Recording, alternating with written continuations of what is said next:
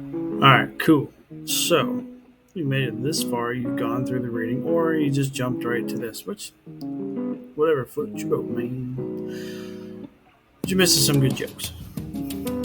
Oh well. So, alright, so somewhere in the reading and all the other stuff in this module, I said I would give you a visual. So, here it is. Here's my screen and everything. So, to save a little bit of time, I already put the notes on here, but if you've gone through the reading, then you have a pretty good idea of what the note names are, how to remember them, and where they're placed. But for those that learn visually, here you go. So this is a grand staff. Okay. So grand staff is usually connected by this little funky fancy thing here called braces. Okay, it's a brace. Sorry. It connects both of them together, saying that it's a grand staff, and that is typically used for pianos. A piano player would typically use their right hand to play up here and left hand to play down here. Reading these both at the same time as I go along.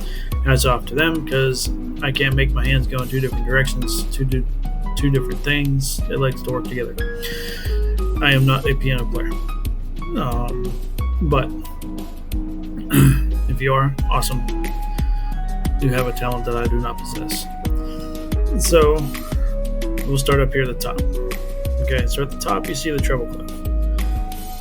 Right here, right at the beginning, where all the clefs are located. Okay. Now in the reading I mentioned that this is also known as a G clef. And I say that because how this curves around, this little piece here, this little tail curls around the second line, which is a G. It's a G line. Okay. So if you ever hear it referred to as a G clef, that is why this little tail here curls around that second line. Now the bass clef down here, this little upside down 6, they like to lovingly refer to it as an F clef sometimes. So they call it an F clef because these two little dots here, boom, boom, two little period things, colons, whatever you want to call them, they go on either side of the F line of a bass clef. So they'll lovingly refer to it as an F clef, every once in a while. So if you hear it being called an F clef, that's why. If you hear that being called a G clef, that's why. Okay? So, getting all those little terms out of the way, let's move on to the notes. So, the notes, I have explained that there are some little mnemonic devices, to help you remember the order of the notes and everything. So, you always want to start at the bottom. The bottom line keeps everything in order, helps you learn it. Obviously, throughout music, notes are not going to be in order, but this helps you get the basics down. Basic fundamentals. Okay? So always starting on the bottom line for our purposes, the purposes of these classes. And so, like you've learned in the reading, you got every good boy does fine. And the first letter of every word is the note name.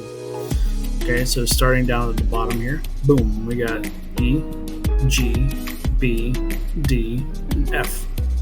Okay, so you got every good boy does fine.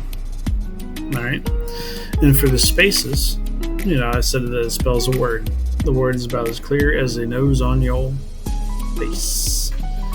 Starting down at the bottom space, we start with F, A, C, and E. Okay, you just start at the bottom, go all the way up and spell the word face. You only got 4 notes to worry about, 4 letters. Okay, and you can make whatever you want up to help you do things. Oops. My bad.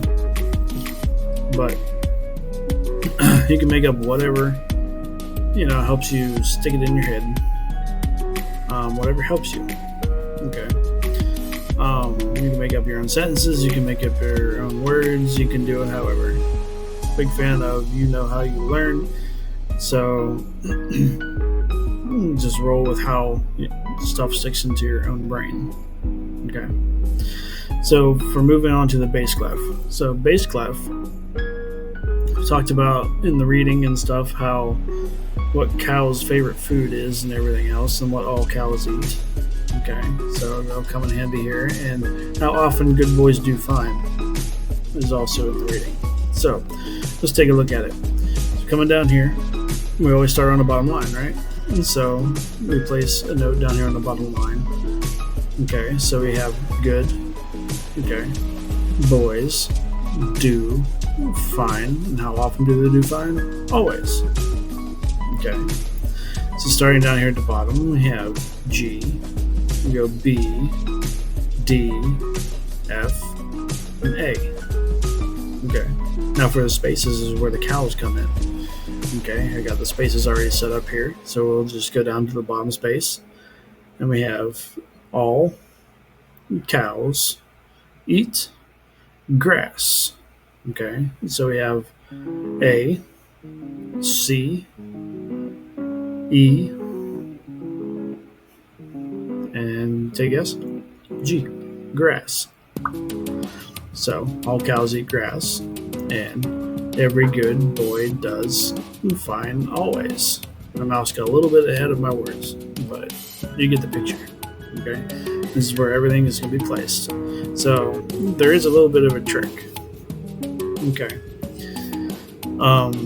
it works easiest with these notes that are inside the staff. Okay, but I'm going to show you the trick. So for example here, we have a G in the treble clef. Okay, the treble clef being the most common clef if you play like saxophone, guitar, clarinet, flute, and trumpets, and stuff like that. You know, your bass clef is more for your lower instruments, like your trombones, your tubas. Those low bassline sounds. Okay, but here's a trick I'm going to show you right now. So take a look at this G. We got a G up here in the treble clef, right? See, it's all in the second line. In the bass clef, the G's down here. Okay, it's just shifted down one line. And take a look at this. We have an A in the treble clef right here in the second line, right? In the second space. Sorry. Look down at the bass clef. It was slid down one space. Okay, that's an A down here in the bass clef. So a nice, neat little trick, okay, is take the one note of a treble clef, slide it down one space or one line, and you have the bass clef version. Okay, it's easiest to see on these type of notes here, because as you can see, I'll put my cursor up and see if it'll do it for us. There it is. You can see notes can extend above the staff. And there's a little preview for classes to come. You know, these little lines going through, we just refer to them as ledger lines. They're an extension of the staff. Okay, and they can also extend below the staff with their own little ledger lines. It gets a little bit tricky, not necessarily more complicated, just a little bit more tricky to identify. The lower you go this way, below the staff, and a little bit higher as you go higher in the staff. But it'll come in future classes, future modules. For right now, I want you to familiarize yourself with the basic notes here and the reside inside the staff. Okay, in both bass clef and the treble clef. Okay, so we're taking little bite-sized chunks out of music theory, but we'll keep going in different modules, and we'll go a little bit deeper each time. Okay, for right now, this is just getting you to learn the basics, learn the fundamentals, or relearn if you're coming back to it. So if you have any kind of problems or feedback or anything, you can always let me know. I can always change something. I can always tweak it a little bit. Always improving, always learning, you know, part of life. And so I look forward to our next bite-sized chunk in there. We'll go a little bit deeper into notes and the rhythms and stuff like that.